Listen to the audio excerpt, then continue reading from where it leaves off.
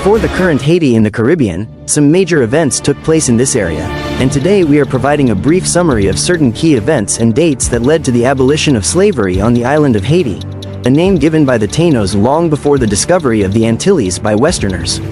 It is also worth noting that this exceptional story of a people has given rise to the creation of many Caribbean countries, promoting and helping them to fight for their freedom against slavery and oppression.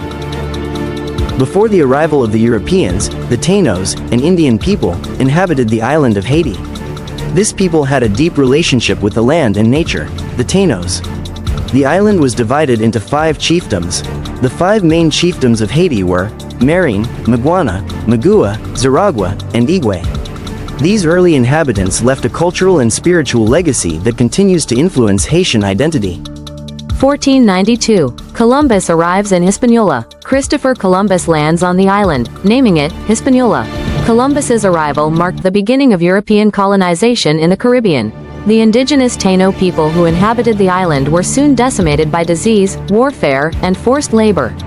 This event set the stage for the later importation of enslaved Africans to replace the diminishing native workforce. The western third of Hispaniola would later become Saint-Domingue, modern-day Haiti, while the eastern portion would become the Dominican Republic. 1517.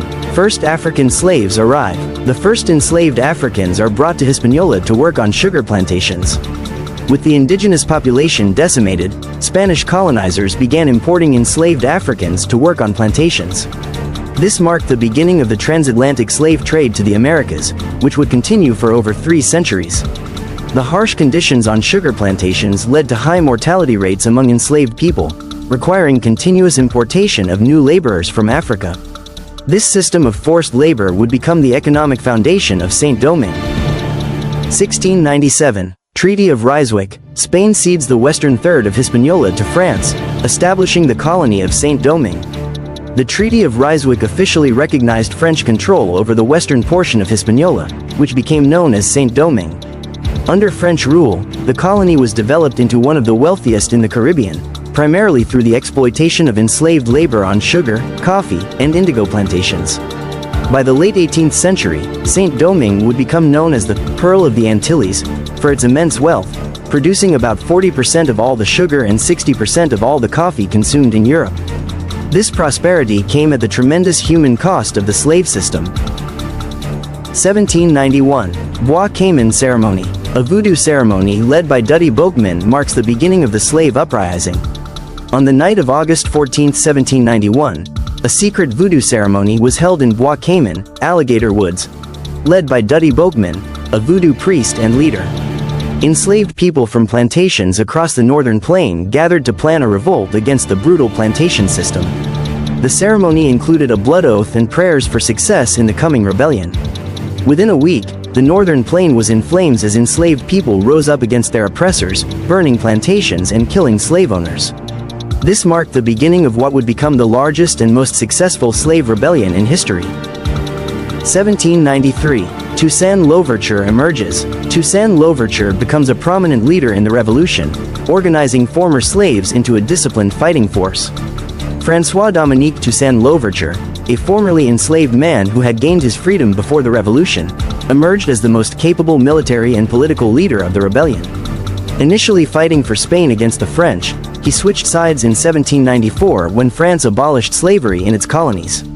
Toussaint transformed bands of insurgents into a disciplined army, eventually becoming the de facto ruler of Saint-Domingue. His military genius and political acumen were crucial in defeating both Spanish and British forces who attempted to take control of the colony during this chaotic period. 1801. Toussaint's Constitution. Toussaint Louverture promulgates a constitution declaring Saint-Domingue autonomous while nominally recognizing French authority. In July 1801, Toussaint Louverture issued a constitution that abolished slavery permanently and declared him governor for life. While the constitution nominally recognized French sovereignty, it effectively established Saint-Domingue as a self-governing state. The constitution also instituted a system of forced labor, requiring former slaves to continue working on plantations to maintain the colony's agricultural economy. This bold move toward autonomy alarmed Napoleon Bonaparte, who saw it as a threat to French control and began planning to restore direct French rule and possibly reinstate slavery. 1802. Capture of Toussaint. Napoleon sends an expedition led by his brother-in-law General Leclerc to retake control. Toussaint is captured through deception. In January 1802, Napoleon Bonaparte sent a massive expedition of 20,000 troops under the command of his brother-in-law, General Charles Leclerc, to restore French authority in Saint-Domingue and potentially reinstate slavery. After months of fierce fighting, Toussaint agreed to a truce and retired to his plantation. In June 1802, he was invited to a meeting with French officials but was betrayed, arrested, and deported to France. He died in April 1803 in the Fort de Joux prison in the Jura Mountains, where he was subjected to harsh conditions and neglect. 1803, Battle of Vertières. Jean-Jacques Dessalines leads the revolutionary forces to victory against the French at the decisive Battle of Vertières. On November 18, 1803, revolutionary forces led by Jean-Jacques Dessalines decisively defeated the French army at the Battle of Vertières, near Cap Français, now Cap Haitian. This battle effectively ended French rule in Saint-Domingue. The French forces, already decimated by yellow fever and continuous guerrilla warfare, were no match for the determined revolutionary army. Following this defeat, the remaining French troops evacuated the colony, paving the way for the Declaration of Independence on January 1, 1804. 1804, Haitian Independence. Jean-Jacques Dessalines declares independence, renaming the country Haiti after its indigenous Taino name. On January 1, 1804, Jean-Jacques Dessalines formally declared Haiti's independence, creating the second independent nation in the Americas, after the United States, and the first republic founded by formerly enslaved people. The country was renamed Haiti, derived from the indigenous Taino name for the island, meaning mountainous land. In his declaration, Dessalines swore that the Haitian people would die rather than live under French rule again. This momentous event marked the successful conclusion of the only slave revolution that led to the creation of an independent state.